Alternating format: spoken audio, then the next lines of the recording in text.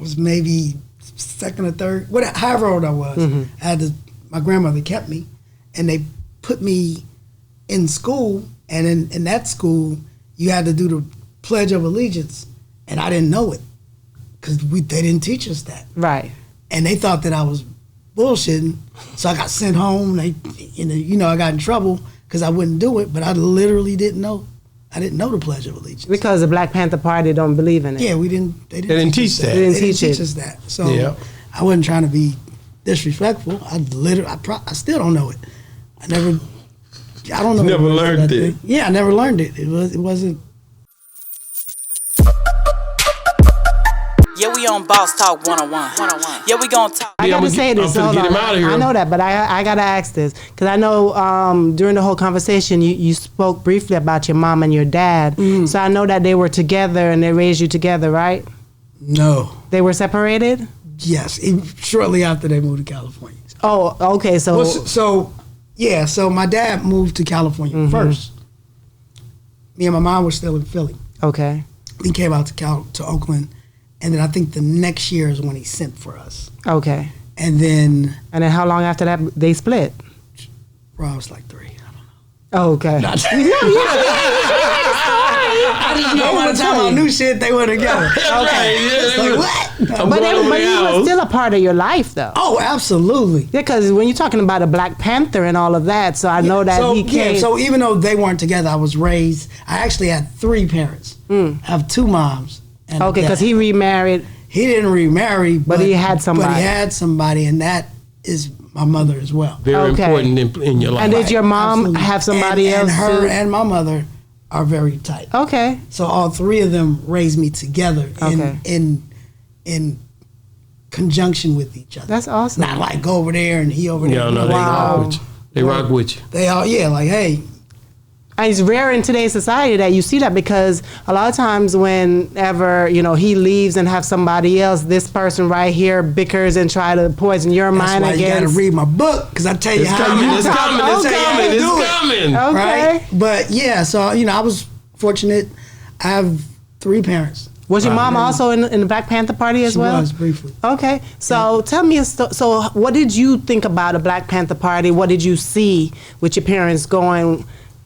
Well, one thing I talk about is that, because as an adult, like even just yesterday, Erica Huggins, I don't know if you guys know that, she was the director of the Oakland Community Learning Center. Mm-hmm. Her book just came out. I got it. So things like that, I know what I thought as a kid. Yeah, right? But then you grow up and then you read about what was really happening. And of course, my parents tell me what was really going on. Right. So I know a lot of things now that I didn't know. But what I say is, because when I was growing up, I went to the Black Panther Party school.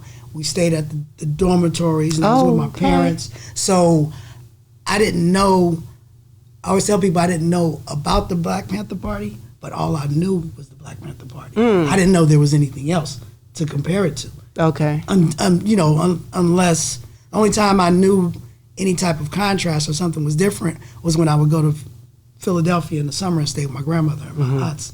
That, then it was different because once or twice I had to go to school out there. But when I went to school, every time I would go to school outside of that school, you take the aptitude test, they would put me up like 2 grades.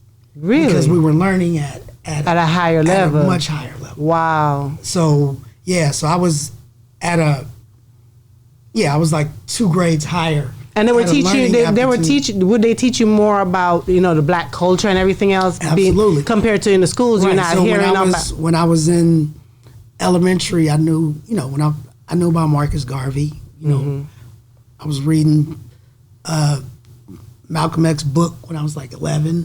You know what I mean? Like we learned about our culture, right? So what was amazing to me is in the late 80s when all of the big Black medallions and everything came out and it was all Black power and everybody was so.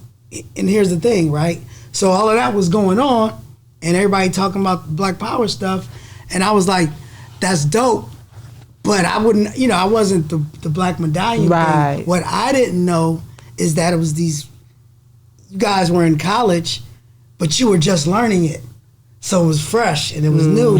I didn't know that you guys didn't know that. Right. You were already living it. Yeah, so it was like, oh yeah, that's right. They talking about Marcus Garvey. And, Yeah. And you know, and you really living it. Sada Shakur. You're like, by the time somebody get this popping. Well, it wasn't even that. I just didn't know that you didn't know. Mm-hmm. I thought everybody, because he was in his bubble and he didn't know what was. Yeah. Yeah, I didn't know it. The only time that I kind of had that sort of thing happen to me was like when I was in. One time I was maybe second or third, however old I was. Mm-hmm. I had my grandmother kept me, and they put me in school, and in that school you had to do the Pledge of Allegiance, and I didn't know it because they didn't teach us that. Right. And they thought that I was bullshitting, so I got sent home. I got in trouble because I wouldn't do it, but I literally didn't know. I didn't know the Pledge of Allegiance. Because the Black Panther Party don't believe in it. Yeah, they didn't teach that. They didn't teach us that. So I wasn't trying to be disrespectful. I still don't know it. I don't know. Never learned it. Yeah, I never learned it. It wasn't.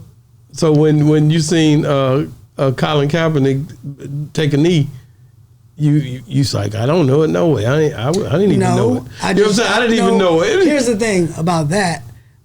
I was confused because the reason that Colin Kaepernick actually took a knee is because somebody on the team who was in the military said that's the respectful way to protest. That's right. That's what he said. So he actually was being respectful, as opposed to sitting down, and not doing anything. So that was kind of weird with that. It's crazy how it is, man.